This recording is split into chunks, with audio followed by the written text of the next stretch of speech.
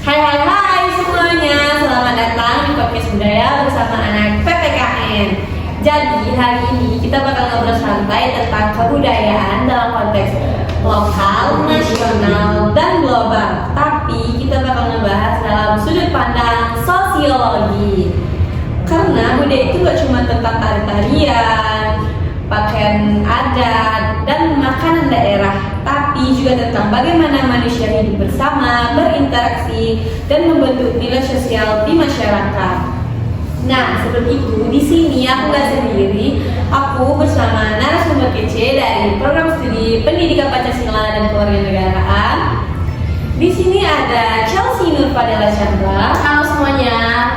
Ada aku Anisatul Marwah. Halo semuanya.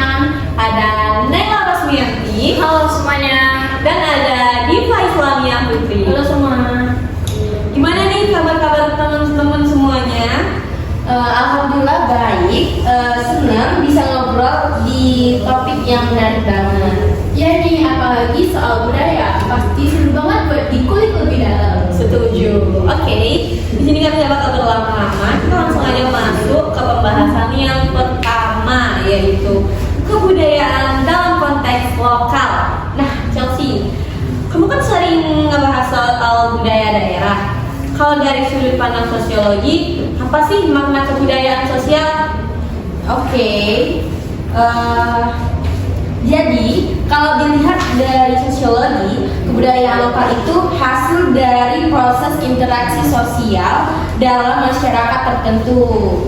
Budaya lokal terbentuk dari nilai, norma, dan kebiasaan yang diwariskan turun-temurun dan dipegang sebagai pedoman hidup. Contohnya di masyarakat Jawa ada budaya unggah ungguh atau sopan santun.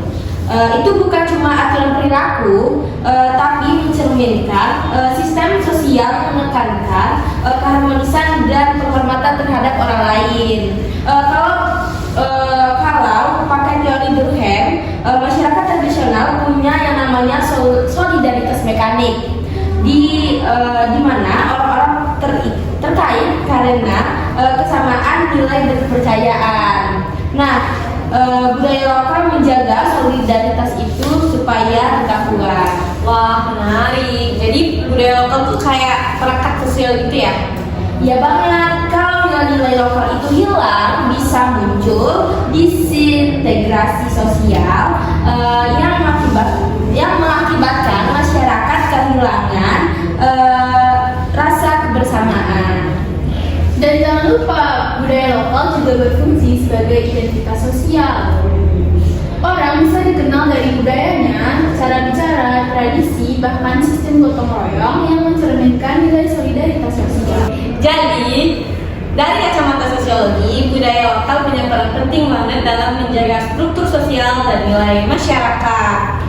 Oke, sekarang kita naik ke level berikutnya, kebudayaan nasional. Nah, Arwah, menurut kamu gimana budaya nasional itu kalau kita lihat dari perspektif sosiologi?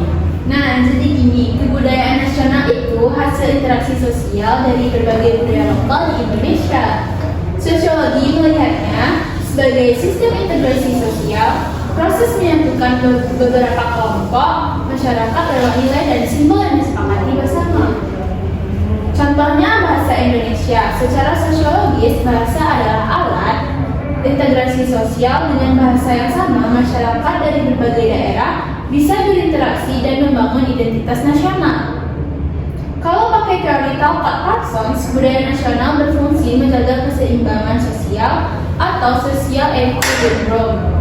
Nilai-nilai seperti gotong royong, musyawarah, dan toleransi menjadi lem sosial antar kelompok masyarakat. Dan dalam budaya nasional itu juga terdiri dari simbol-simbol sosial yang memiliki makna yang kolektif. Misalnya batik, lagu kebangsaan, dan bendera merah putih. Semuanya mencerminkan kesadaran bersama atau kolektif conscious kata. Benar banget. Dan budaya nasional ini tidak selalu statis ya. Dia juga berkembang sesuai dengan perubahan sosial. Misalnya masyarakat bisa lebih mengekspresikan rasa nasionalismenya melalui media sosial, karya digital, dan lain sebagainya. Tapi yaitu cinta tanah air. Jadi budaya nasional itu seperti sistem sosial besar yang nyambung banyak budaya lokal tapi tetap bisa beradaptasi sama kemajuan zaman. Benar banget, makanya peran pendidikan PPKN penting banget untuk menjaga nilai-nilai nasional di tengah arus modernisasi. Nah, sekarang kita masuk ke konteks yang lebih luas lagi, yaitu kebudayaan global. Naila, kamu bisa jelasin nggak budaya global itu gimana menurut pandangan sosiologi? Jadi kebudayaan global muncul karena proses globalisasi, di mana seluruh dunia saling terhubung lewat teknologi, ekonomi, komunikasi, dan media sosial. Secara sosiologis, ini membentuk yang namanya global society, yaitu masyarakat dunia yang saling mempengaruhi nilai dan perilakunya. Contoh yang paling nyata yaitu gaya hidup, dari cara berpakaian, makanan cepat saji, sampai tren media sosial. Semuanya dipengaruhi budaya global. Tapi kadang budaya global juga bikin budaya lokal tuh geser kan ya? Ya, itu benar. Dalam sosiologi ada istilah homogenisasi budaya, yaitu ketika budaya global bikin masyarakat jadi seragam, kehilangan keunikan lokal. Tapi ada juga globalisasi, yaitu budaya global yang beradaptasi sesuai nilai lokal. Misalnya restoran cepat saji yang menyesuaikan menu dengan cita rasa Indonesia. Kalau dari teori konflik match ya, budaya global ini juga bisa dilihat sebagai bentuk dominasi, ya, di mana negara-negara maju itu lebih mendominasi kepada negara-negara berkembang, dan ini mengakibatkan adanya kesenjangan budaya atau cultural inequality. Jadi intinya budaya global bisa jadi ancaman kalau kita nggak punya filter nilai, tapi juga bisa jadi peluang kalau kita bijak. Betul, budaya global bisa jadi media promosi budaya lokal dan nasional ke dunia internasional. Contohnya batik dipamerkan di Fashion Show Paris atau gamelan dimainkan di konser dunia. Itu bentuk adaptasi sosial yang positif. Nah, sekarang aku mau dengar dari sudut pandangnya Diva nih. Kalau dilihat dari kacamata sosiologi, gimana sih hubungan antara budaya lokal, nasional, dan global? Oke, menurutku ya, tiga konteks ini itu saling terhubung. Dia memiliki suatu sistem sosial yang kompleks ya.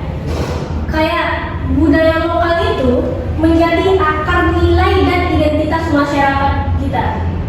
Budaya nasional menjadi peretas sosial yang menyatukan berbagai macam kelompok dalam suatu negara.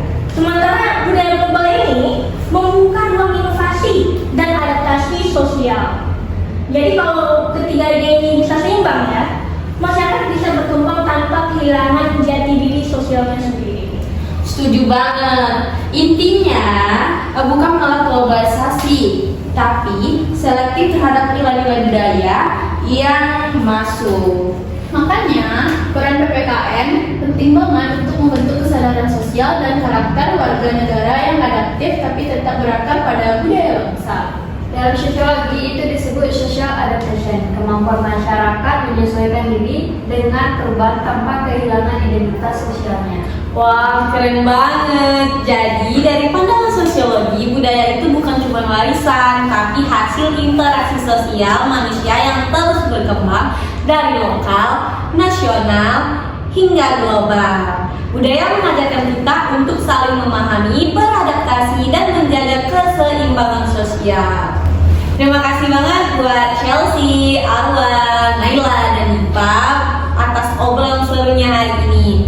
Semoga pembahasan kita kali ini bisa bikin teman-teman pendengar makin sadar pentingnya menjaga budaya di tengah dunia yang terus berubah. Aku Husnia Mawadah pamit undur diri. Terima kasih sudah menonton video ini sampai di sini. Dan tentu saja salam budaya, salam Pancasila. Jangan lupa like, comment, share, dan subscribe.